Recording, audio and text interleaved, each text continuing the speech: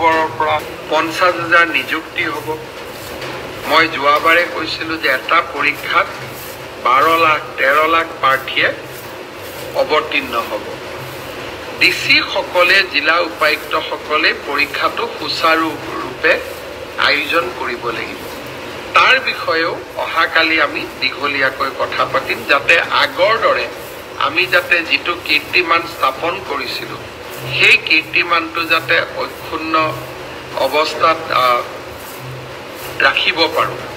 তাৰ কাৰণে আমি ডিচি সকলক সজাগ কৰিব লাগিব আৰু আমি প্ৰচেষ্টা কৰিম যে এইবাৰো যাতে আগৰ দৰে আমি এটা স্বচ্ছ নিকা পৰীক্ষা পাতিব পাৰোঁ।